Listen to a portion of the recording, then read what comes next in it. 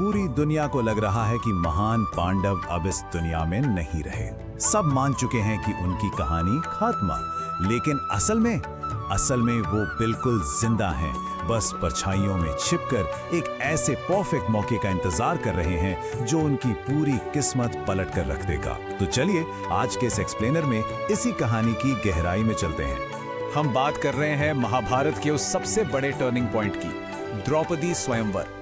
ये वो cinematic moment है ना, जिसने इतिहास के सबसे महान योद्धाओं को अंधेरे से निकालकर सीधे स्पॉटलाइट में ला खड़ा किया। इसी एक घटना ने पूरे आर्यावर्त का भविष्य तय कर दिया था। भाग एक असंभव चुनौती। अब देखिए, पंचाल राज्य में राजा द्रुपद ने अपनी बेटी द्रौपदी के लिए एक बहुत ही ग्रैंड स्वयंवर रखा। लेकिन इस स्वयंवर की जो चुनौती थी ना, वो टेक्निकली लगभग इम्पॉसिबल थी। इसे आप प्राचीन काल का सबसे अल्टीमेट और टफ स्पोर्टिंग इवेंट मान सकते हैं। रूल्स क्या थे? पहला, एक बेहद भारी भरकम धनुष को उठाना है। दूसरा, आपको ऊपर नहीं बल्कि नीचे पानी के रिफ्लेक्शन में देखना है। और तीसरा, उसी रिफ्लेक्शन को देखकर ऊपर घूमती हुई मछली की आंख पर सटीक निशाना लगाना है। मतलब ये किसी भी आम योद्धा के बस की तो बिल्कुल बात नहीं थी। भाग 2, राजाओं की विफलता। तो पूरे आर्यावर्त से एक से बढ़कर एक महारथी वहां पहुंचे हुए हैं। कौरव भी पूरे कॉन्फिडेंस में बैठे हैं। और तभी एंट्री होती है महान योद्धा कर्ण की। वो बस धनुष उठाने वाले होते हैं कि एक बहुत बड़ा ट्विस्ट आ जाता है। द्रौपदी भरी सभा में एकदम साफ शब्दों में कह देती हैं, मैं सूत पुत्र से विवाह नहीं करूंगी। सोचिए, उस वक्त दरबार का माहौल क्या रहा होगा। कर्ण को बेहद अपमानित होकर पीछे हटना पड़ता है और वहां का जो टेंशन था ना, वो एकदम पीक पर पहुंच जाता है। इसके बाद तो जैसे पूरी सभा में निराशा छा जाती है।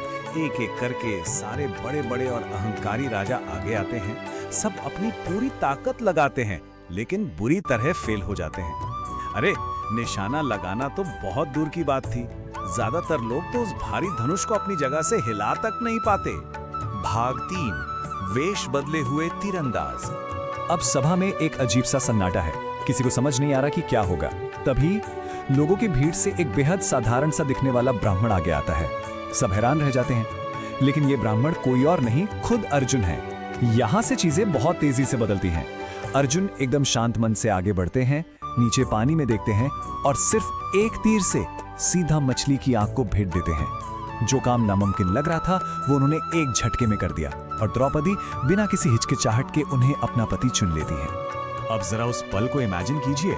वहां बैठे उन तमाम शक्तिशाली राजाओं का ईगो पूरी तरह से हर्ट हो चुका है।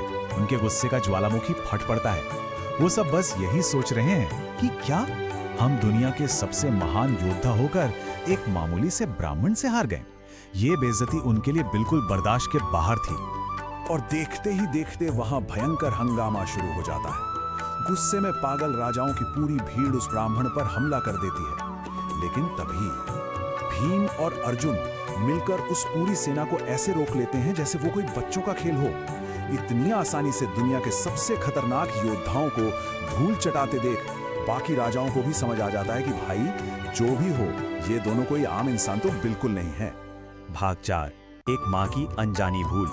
इस पूरे हंगामे और जीत के बाद माहौल थोड़ा शांत होता है। वेश बदले हुए ये भाई द्रौपदी को लेकर अपनी कुटिया में लौटते हैं और यहीं पर इतिहास का वो पल आता है जिसने सब कुछ बदल कर रख दिया। घर पहुंचते ही वो आवाज लगाते हैं, माँ देखो हम क्या लाए हैं। और कुंती बिना देखे ही अनजाने में कह देती है, जो भी लाए हो ना, उसे आपस में बांट लो।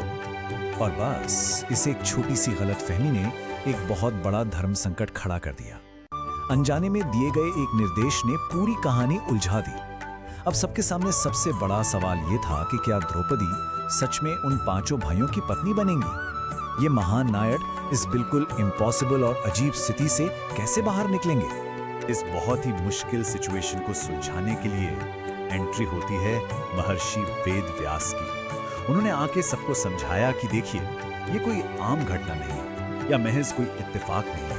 ये असल में पिछले जन्म के कर्मों का फल है। उन्होंने साफ कर दिया कि ये सब कुछ नियति है और धर्म के बिल्कुल अनुकूल है। महर्षि व्यास के इस फैसले ने इस पूरी उलझन को एक बहुत ही आध्यात्मिक और लॉजिकल एंडिंग दे दी। भाग 5, एक नई शुरुआत। तो आखिरकार द्रौपदी का विवाह इन 5 भाइयों युधिष्ठिर, भीम, अर्जुन, नकुल और सहदेव के साथ संपन्न हो जाता है। अब ध्यान देने वाली बात यह है कि ये सिर्फ एक शादी नहीं थी, इसने पांचों पांडवों को एक बहुत ही मजबूत डोर से बांध दिया और उन्हें पंचाल राज्य के रूप में एक बेहद पावरफुल अलायंस दे दिया।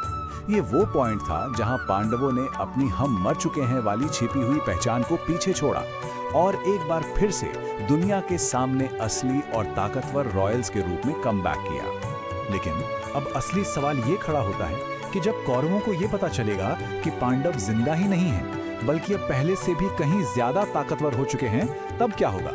क्या अब एक नया और भयंकर युद्ध होना तय है? इसी बड़े सवाल के साथ हम आज के इस एक्सप्लेनर को यहीं रोकते हैं, क्योंकि जाहिर है इस महागाथा के जो असली और भयानक परिणाम है ना, वो तो अभी सामने आने बाकी हैं।